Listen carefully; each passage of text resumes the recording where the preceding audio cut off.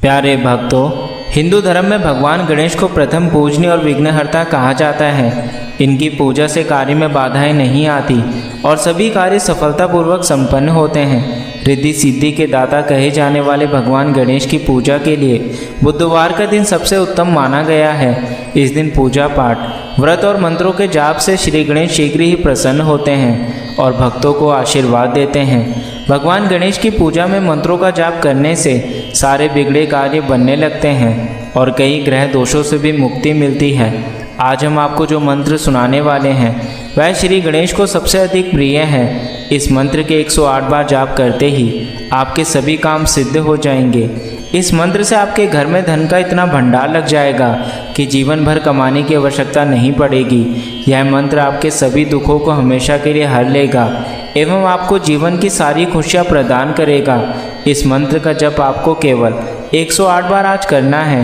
108 बार इस मंत्र का जाप करते ही स्वयं गणेश भगवान जी आपके जीवन में खुशियों का अंबार लगा देंगे। किंतु किसी कारण से यदि आप इस मंत्र का जाप करने में असमर्थ हैं तो आप इस मंत्र को केवल अपने मोबाइल फ़ोन पर आज लगाकर चलने दें। यह मंत्र जितना अधिक आज के दिन चलेगा उतनी अधिक आपको खुशियाँ प्रदान होगी। तो चलिए इस मंत्र की शुरुआत करते हैं। गजाननः एतेन मंत्रेण मम सर्वे विपन्न कार्याः पुनः सिद्ध्यन्तु। गजाननः एतेन मंत्रेण मम सर्वे विपन्न कार्याः पुनः सिद्ध्यन्तु।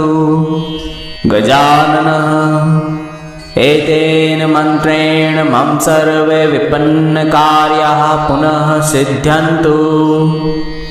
गजाननः एतेन मंत्रेण मम सर्वे विपन्न कार्याः पुनः सिद्ध्यन्तु। गजाननः एतेन मंत्रेण मम सर्वे विपन्न कार्याः पुनः सिद्ध्यन्तु। गजाननः एतेन मंत्रेण मम सर्वे विपन्न कार्याः पुनः सिद्ध्यन्तु। गजाननः एतेन मंत्रेण मम सर्वे विपन्न कार्याः पुनः सिद्ध्यन्तु। गजाननः एतेन मंत्रेण मम सर्वे विपन्न कार्याः पुनः सिद्ध्यन्तु। गजाननः एतेन मंत्रेण मम सर्वे विपन्न कार्याः पुनः सिद्ध्यन्तु।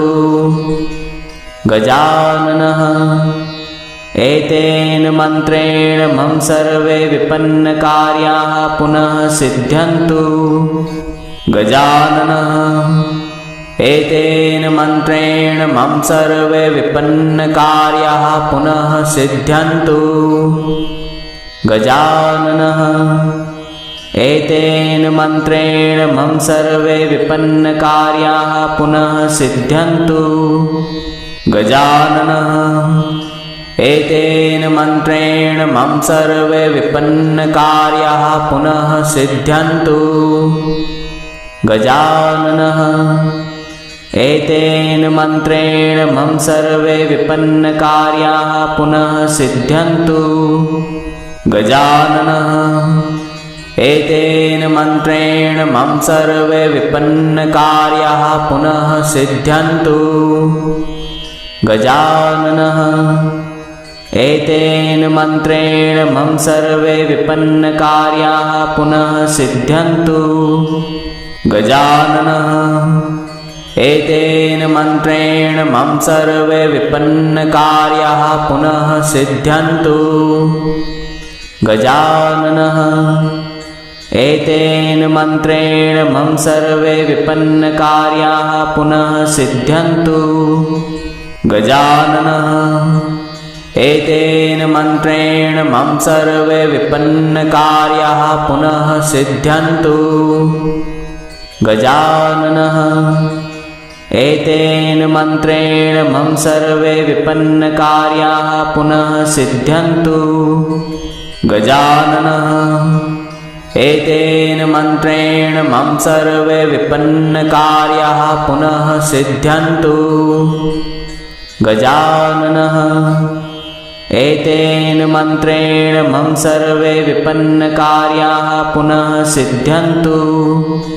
गजाननः एतेन मन्त्रेण मम सर्वे विपन्नकार्याः पुनः सिद्ध्यन्तु।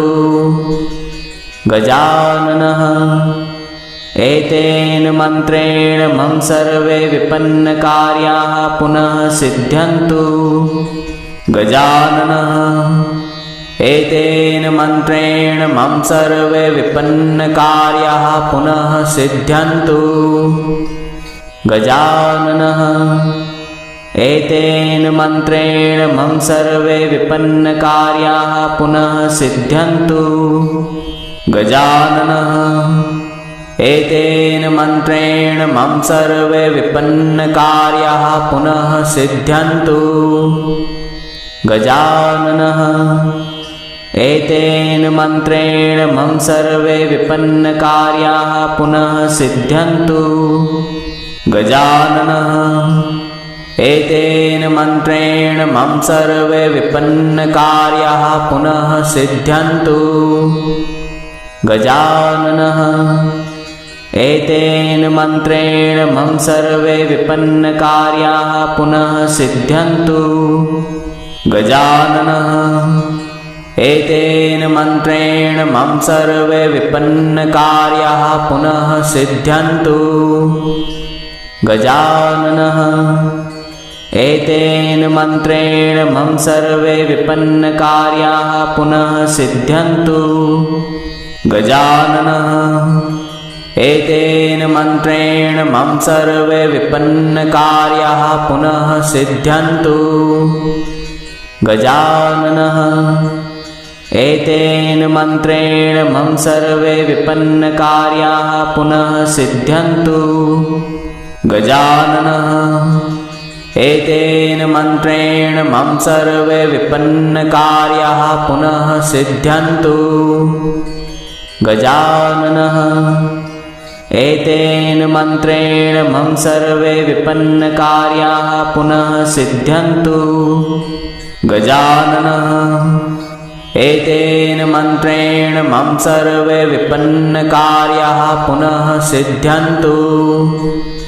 गजाननः एतेन मन्त्रेण मम सर्वे विपन्नकार्याः पुनः सिद्ध्यन्तु। गजाननः एतेन मन्त्रेण मम सर्वे विपन्नकार्याः पुनः सिद्ध्यन्तु। गजाननः एतेन मन्त्रेण मम सर्वे विपन्नकार्याः पुनः सिद्ध्यन्तु। गजाननः एतेन मन्त्रेण मम सर्वे विपन्नकार्याः पुनः सिद्ध्यन्तु। गजाननः एतेन मन्त्रेण मम सर्वे विपन्नकार्याः पुनः सिद्ध्यन्तु। गजाननः एतेन मन्त्रेण मम सर्वे विपन्नकार्याः पुनः सिद्ध्यन्तु।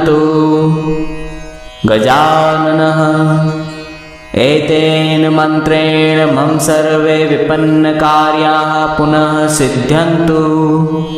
गजाननः एतेन मन्त्रेण मम सर्वे विपन्नकार्याः पुनः सिद्ध्यन्तु। गजाननः एतेन मन्त्रेण मम सर्वे विपन्नकार्याः पुनः सिद्ध्यन्तु। गजाननः एतेन मन्त्रेण मम सर्वे विपन्नकार्याः पुनः सिद्ध्यन्तु। गजाननः एतेन मन्त्रेण मम सर्वे विपन्नकार्याः पुनः सिद्ध्यन्तु। गजाननः एतेन मन्त्रेण मम सर्वे विपन्नकार्याः पुनः सिद्ध्यन्तु। गजाननः एतेन मन्त्रेण मम सर्वे विपन्नकार्याः पुनः सिद्ध्यन्तु। गजाननः एतेन मन्त्रेण मम सर्वे विपन्नकार्याः पुनः सिद्ध्यन्तु।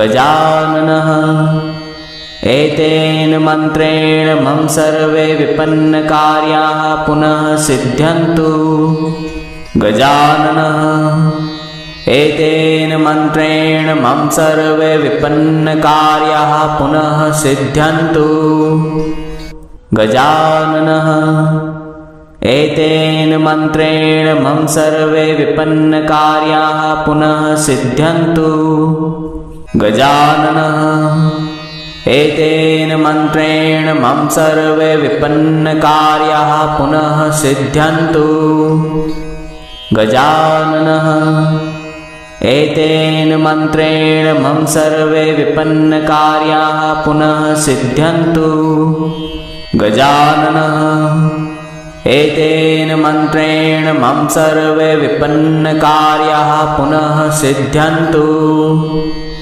गजाननः एतेन मन्त्रेण मम सर्वे विपन्नकार्याः पुनः सिद्ध्यन्तु गजाननः एतेन मन्त्रेण मम सर्वे विपन्नकार्याः पुनः सिद्ध्यन्तु गजाननः एतेन मन्त्रेण मम सर्वे विपन्नकार्याः पुनः सिद्ध्यन्तु गजाननः एतेन मन्त्रेण मम सर्वे विपन्नकार्याः पुनः सिद्ध्यन्तु गजाननः एतेन मन्त्रेण मम सर्वे विपन्नकार्याः पुनः सिद्ध्यन्तु गजाननः एतेन मन्त्रेण मम सर्वे विपन्नकार्याः पुनः सिद्ध्यन्तु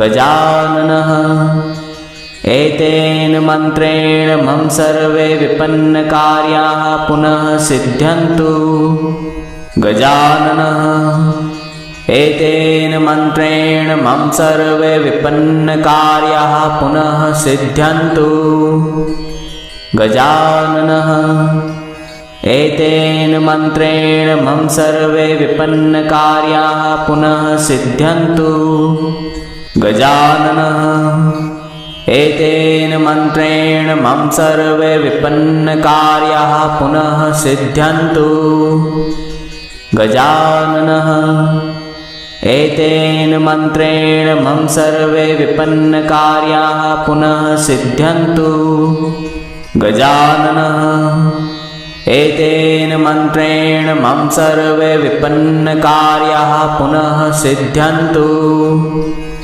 गजाननः एतेन मन्त्रेण मम सर्वे विपन्नकार्याः पुनः सिद्ध्यन्तु गजाननः एतेन मन्त्रेण मम सर्वे विपन्नकार्याः पुनः सिद्ध्यन्तु गजाननः एतेन मन्त्रेण मम सर्वे विपन्नकार्याः पुनः सिद्ध्यन्तु गजाननः एतेन मन्त्रेण मम सर्वे विपन्नकार्याः पुनः सिद्ध्यन्तु गजाननः एतेन मन्त्रेण मम सर्वे विपन्नकार्याः पुनः सिद्ध्यन्तु गजाननः एतेन मन्त्रेण मम सर्वे विपन्नकार्याः पुनः सिद्ध्यन्तु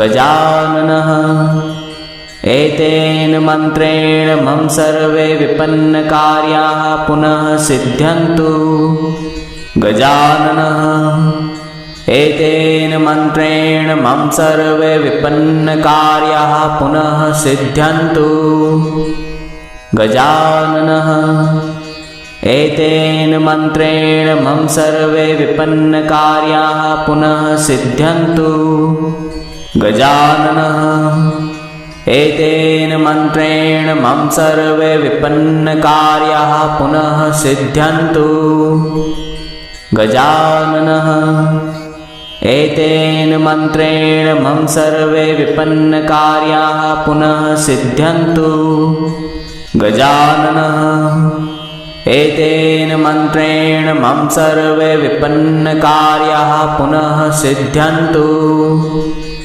गजाननः एतेन मन्त्रेण मम सर्वे विपन्नकार्याः पुनः सिद्ध्यन्तु। गजाननः एतेन मन्त्रेण मम सर्वे विपन्नकार्याः पुनः सिद्ध्यन्तु। गजाननः एतेन मन्त्रेण मम सर्वे विपन्नकार्याः पुनः सिद्ध्यन्तु। गजाननः एतेन मन्त्रेण मम सर्वे विपन्नकार्याः पुनः सिद्ध्यन्तु। गजाननः एतेन मन्त्रेण मम सर्वे विपन्नकार्याः पुनः सिद्ध्यन्तु। गजाननः एतेन मन्त्रेण मम सर्वे विपन्नकार्याः पुनः सिद्ध्यन्तु। गजाननः एतेन मन्त्रेण मम सर्वे विपन्नकार्याः पुनः सिद्ध्यन्तु। गजाननः एतेन मन्त्रेण मम सर्वे विपन्नकार्याः पुनः सिद्ध्यन्तु। गजाननः एतेन मन्त्रेण मम सर्वे विपन्नकार्याः पुनः सिद्ध्यन्तु। गजाननः एतेन मन्त्रेण मम सर्वे विपन्नकार्याः पुनः सिद्ध्यन्तु। गजाननः एतेन मन्त्रेण मम सर्वे विपन्नकार्याः पुनः सिद्ध्यन्तु। गजाननः एतेन मन्त्रेण मम सर्वे विपन्नकार्याः पुनः सिद्ध्यन्तु। गजाननः एतेन मन्त्रेण मम सर्वे विपन्नकार्याः पुनः सिद्ध्यन्तु। गजाननः एतेन मन्त्रेण मम सर्वे विपन्नकार्याः पुनः सिद्ध्यन्तु। गजाननः एतेन मन्त्रेण मम सर्वे विपन्नकार्याः पुनः सिद्ध्यन्तु। गजाननः एतेन मन्त्रेण मम सर्वे विपन्नकार्याः पुनः सिद्ध्यन्तु। गजाननः एतेन मन्त्रेण मम सर्वे विपन्नकार्याः पुनः सिद्ध्यन्तु। गजाननः एतेन मन्त्रेण मम सर्वे विपन्नकार्याः पुनः सिद्ध्यन्तु। गजाननः एतेन मन्त्रेण मम सर्वे विपन्नकार्याः पुनः सिद्ध्यन्तु। गजाननः एतेन मन्त्रेण मम सर्वे विपन्नकार्याः पुनः सिद्ध्यन्तु। गजाननः एतेन मन्त्रेण मम सर्वे विपन्नकार्याः पुनः सिद्ध्यन्तु। गजाननः एतेन मन्त्रेण मम सर्वे विपन्नकार्याः पुनः सिद्ध्यन्तु। गजाननः एतेन मन्त्रेण मम सर्वे विपन्नकार्याः पुनः सिद्ध्यन्तु। गजाननः एतेन मन्त्रेण मम सर्वे विपन्नकार्याः पुनः सिद्ध्यन्तु। गजाननः एतेन मन्त्रेण मम सर्वे विपन्नकार्याः पुनः सिद्ध्यन्तु। गजाननः एतेन मन्त्रेण मम सर्वे विपन्नकार्याः पुनः सिद्ध्यन्तु। गजाननः एतेन मन्त्रेण मम सर्वे विपन्नकार्याः पुनः सिद्ध्यन्तु। गजाननः एतेन मन्त्रेण मम सर्वे विपन्नकार्याः पुनः सिद्ध्यन्तु। गजाननः एतेन मन्त्रेण मम सर्वे विपन्नकार्याः पुनः सिद्ध्यन्तु। गजाननः एतेन मन्त्रेण मम सर्वे विपन्नकार्याः पुनः सिद्ध्यन्तु। गजाननः एतेन मन्त्रेण मम सर्वे विपन्नकार्याः पुनः सिद्ध्यन्तु। गजाननः एतेन मन्त्रेण मम सर्वे विपन्नकार्याः पुनः सिद्ध्यन्तु। गजाननः एतेन मन्त्रेण मम सर्वे विपन्नकार्याः पुनः सिद्ध्यन्तु। गजाननः एतेन मन्त्रेण मम सर्वे विपन्नकार्याः पुनः सिद्ध्यन्तु। गजाननः एतेन मन्त्रेण मम सर्वे विपन्नकार्याः पुनः सिद्ध्यन्तु। गजाननः एतेन मन्त्रेण मम सर्वे विपन्नकार्याः पुनः सिद्ध्यन्तु। गजाननः एतेन मन्त्रेण मम सर्वे विपन्नकार्याः पुनः सिद्ध्यन्तु। गजाननः एतेन मन्त्रेण मम सर्वे विपन्नकार्याः पुनः सिद्ध्यन्तु। गजाननः एतेन मन्त्रेण मम सर्वे विपन्नकार्याः पुनः सिद्ध्यन्तु। गजाननः एतेन मन्त्रेण मम सर्वे विपन्नकार्याः पुनः सिद्ध्यन्तु। गजाननः एतेन मन्त्रेण मम सर्वे विपन्नकार्याः पुनः सिद्ध्यन्तु। गजाननः एतेन मन्त्रेण मम सर्वे विपन्नकार्याः पुनः सिद्ध्यन्तु। गजाननः एतेन मन्त्रेण मम सर्वे विपन्नकार्याः पुनः सिद्ध्यन्तु। गजाननः एतेन मन्त्रेण मम सर्वे विपन्नकार्याः पुनः सिद्ध्यन्तु। गजाननः एतेन मन्त्रेण मम सर्वे विपन्नकार्याः पुनः सिद्ध्यन्तु। गजाननः एतेन मन्त्रेण मम सर्वे विपन्नकार्याः पुनः सिद्ध्यन्तु। गजाननः एतेन मन्त्रेण मम सर्वे विपन्नकार्याः पुनः सिद्ध्यन्तु। गजाननः एतेन मन्त्रेण मम सर्वे विपन्नकार्याः पुनः सिद्ध्यन्तु। गजाननः एतेन मन्त्रेण मम सर्वे विपन्नकार्याः पुनः सिद्ध्यन्तु। गजाननः एतेन मन्त्रेण मम सर्वे विपन्नकार्याः पुनः सिद्ध्यन्तु। गजाननः एतेन मन्त्रेण मम सर्वे विपन्नकार्याः पुनः सिद्ध्यन्तु। गजाननः एतेन मन्त्रेण मम सर्वे विपन्नकार्याः पुनः सिद्ध्यन्तु। गजाननः एतेन मन्त्रेण मम सर्वे विपन्नकार्याः पुनः सिद्ध्यन्तु। गजाननः एतेन मन्त्रेण मम सर्वे विपन्नकार्याः पुनः सिद्ध्यन्तु। गजाननः एतेन मन्त्रेण मम सर्वे विपन्नकार्याः पुनः सिद्ध्यन्तु। गजाननः एतेन मन्त्रेण मम सर्वे विपन्नकार्याः पुनः सिद्ध्यन्तु। गजाननः एतेन मन्त्रेण मम सर्वे विपन्नकार्याः पुनः सिद्ध्यन्तु।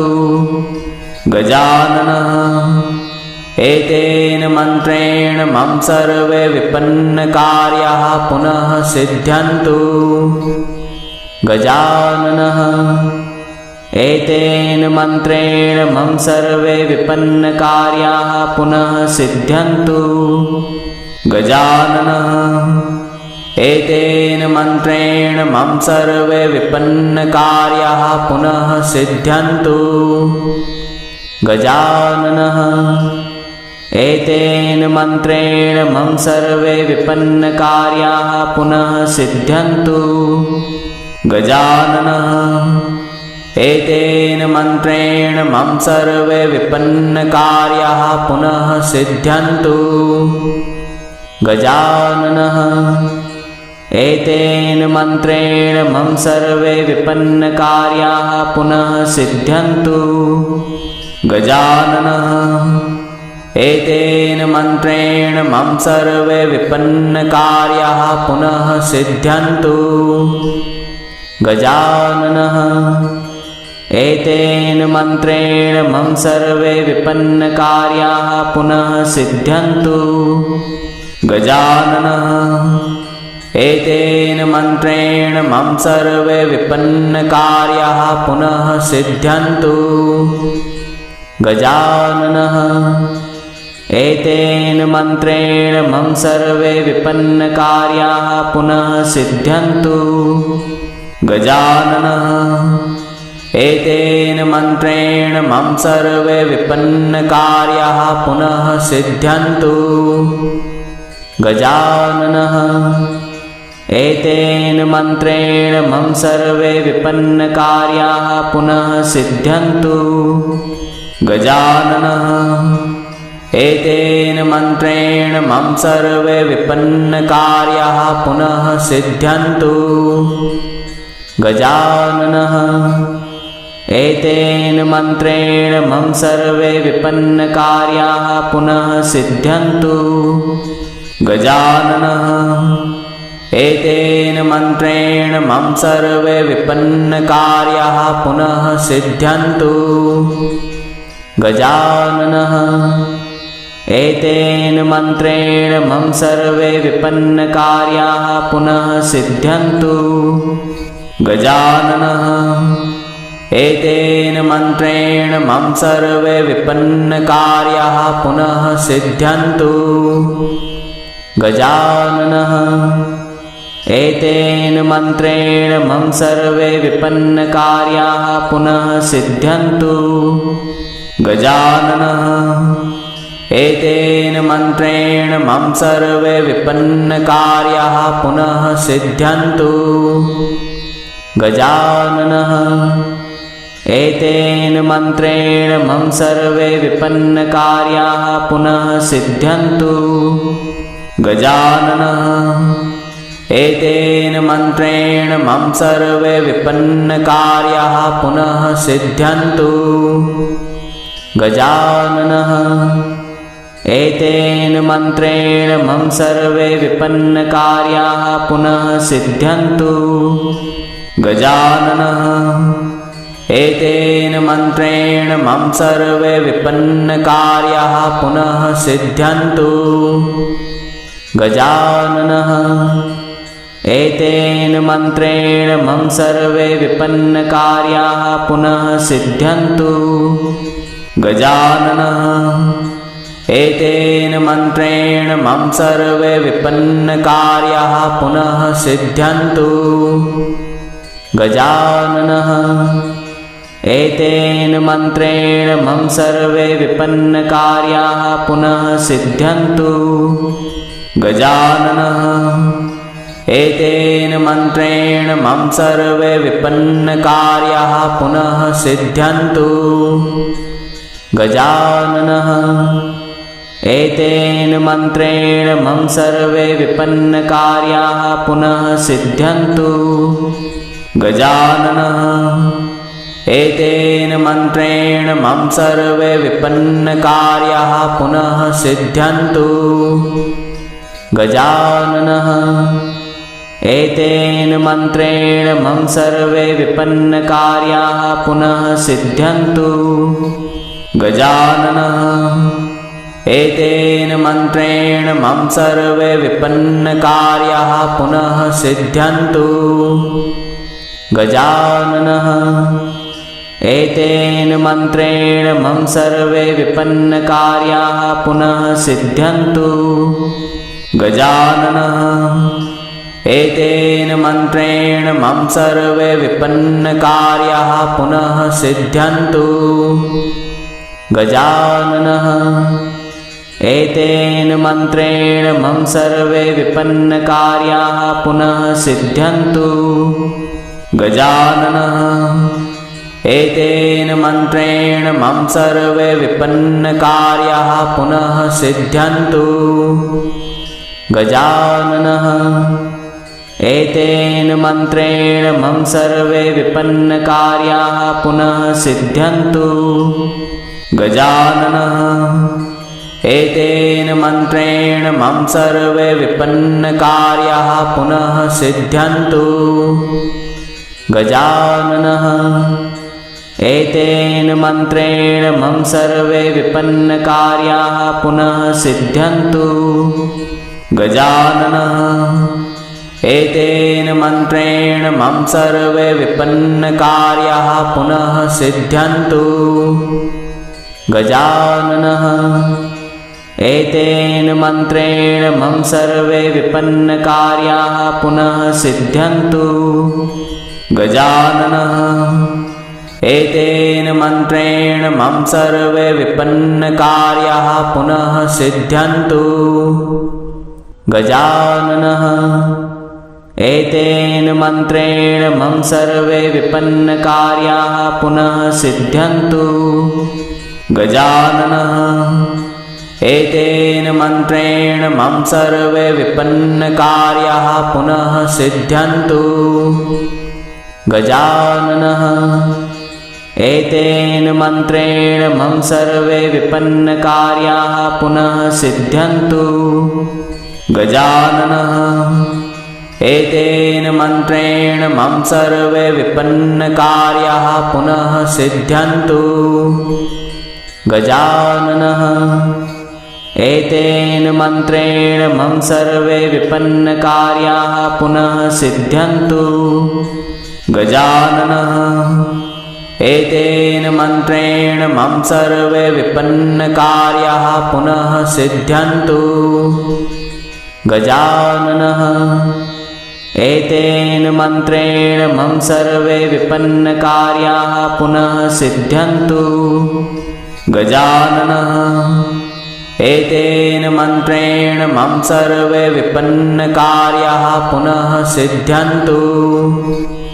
गजाननः एतेन मन्त्रेण मम सर्वे विपन्नकार्याः पुनः सिद्ध्यन्तु। गजाननः एतेन मन्त्रेण मम सर्वे विपन्नकार्याः पुनः सिद्ध्यन्तु। गजाननः एतेन मन्त्रेण मम सर्वे विपन्नकार्याः पुनः सिद्ध्यन्तु। गजाननः एतेन मन्त्रेण मम सर्वे विपन्नकार्याः पुनः सिद्ध्यन्तु। गजाननः एतेन मन्त्रेण मम सर्वे विपन्नकार्याः पुनः सिद्ध्यन्तु। गजाननः एतेन मन्त्रेण मम सर्वे विपन्नकार्याः पुनः सिद्ध्यन्तु। गजाननः एतेन मन्त्रेण मम सर्वे विपन्नकार्याः पुनः सिद्ध्यन्तु। गजाननः एतेन मन्त्रेण मम सर्वे विपन्नकार्याः पुनः सिद्ध्यन्तु। गजाननः एतेन मन्त्रेण मम सर्वे विपन्नकार्याः पुनः सिद्ध्यन्तु। गजाननः एतेन मन्त्रेण मम सर्वे विपन्नकार्याः पुनः सिद्ध्यन्तु। गजाननः एतेन मन्त्रेण मम सर्वे विपन्नकार्याः पुनः सिद्ध्यन्तु। गजाननः एतेन मन्त्रेण मम सर्वे विपन्नकार्याः पुनः सिद्ध्यन्तु। गजाननः एतेन मन्त्रेण मम सर्वे विपन्नकार्याः पुनः सिद्ध्यन्तु। गजाननः एतेन मन्त्रेण मम सर्वे विपन्नकार्याः पुनः सिद्ध्यन्तु। गजाननः एतेन मन्त्रेण मम सर्वे विपन्नकार्याः पुनः सिद्ध्यन्तु। गजाननः एतेन मन्त्रेण मम सर्वे विपन्नकार्याः पुनः सिद्ध्यन्तु।